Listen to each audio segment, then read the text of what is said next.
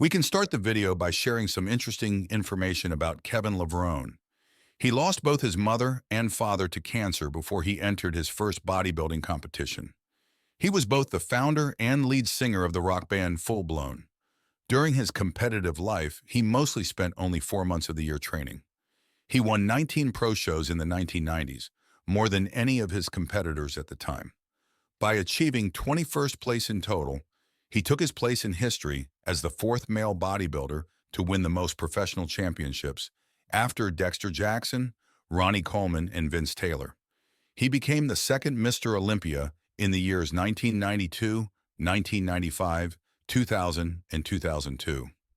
This eventually earned him the title of the bodybuilder, with the second most appearances without sitting on the Mr. Olympia throne. Kevin got into YouTube in 2019, before almost anyone else in the industry. Kevin, who publishes his training diaries on his channel LEVRONE Report, shared the shoulder routine he has used the most throughout his career in the video he uploaded on August 9, 2010. In the second part of the Superstar training series, we will see how to build shoulders, which according to most bodybuilding lovers, are the best in history. The first exercise was the behind the back press, which was often criticized for putting the shoulders in an unnatural position. Kevin disagreed and thought the angle of the exercise was fine as long as the form was proper. He was working both the front shoulders and the side shoulders in the front press and behind the back press.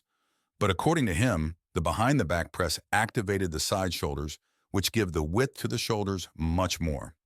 This exercise could also be done with a free bar, but Smith preferred the machine because of the extra stability it provided. Kevin LeVrone was a heavy lifting bodybuilder from day one. The power came naturally to him. He bench pressed 465 pounds, 211 kilograms in 1990, when he had only been lifting regularly for a year. Kevin and heavy irons, pancakes, and maple syrup were such a match. In the final set of behind the back press, he would insert a total of 8 20-pound plates into the machine. He had one of the most densely packed physiques ever, and he built this masterpiece using low reps. Like most exercises, the behind the back press consisted of 4 sets of 6 to 8 reps. Dorian Yates, to whom he finished second in the Mr. Olympia twice, also preferred this rep range. You may have seen that many training programs start with isolation exercises to warm up the joints or pre-fatigue the targeted area. In his training, Kevin LeVrone would start with basic exercises where he could lift maximum weight and then continue with light isolation exercises. Second was the dumbbell lateral Rossi, which hit the lateral head of the shoulder. He owed his jaw-dropping rounded appearance of his gigantic shoulders in most muscular and side chest poses, first to his genetics and then to this exercise. He was doing 4 sets of 6 to 8 repetitions, increasing the weight in each set. The third exercise was the dumbbell front raise, which he said he learned from Arnold.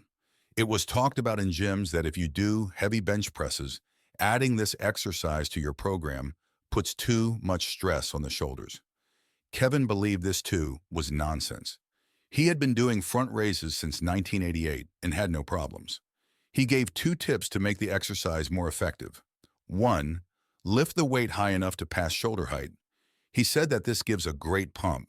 The second thing is to lift the dumbbells diagonally rather than straight. He said that this way he could compress the front shoulders much better at the top. Kevin was doing a total of 4 sets of 6 to 8 repetitions for each arm on the front raise, and he was always increasing the weight he used with each set. The last exercise was for the posterior deltoid, that is the back shoulder. Kevin was hitting this area, which gives a complete look to the shoulders in side and back poses, with his opening exercise by sitting upside down on the pec deck fly seat. There was no need for much explanation for this move. He was still doing 4 sets, and since it was a machine exercise, he recommended a rep range of 12 to 15.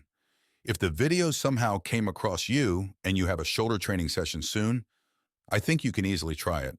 I think there are few things more exciting for a person interested in bodybuilding as an amateur than imitating the program of a star he admires. Unfortunately, people have started to approach everything so scientifically and analytically that even such small entertainments are now looked down upon. See you in the next episode. Don't forget to like and subscribe.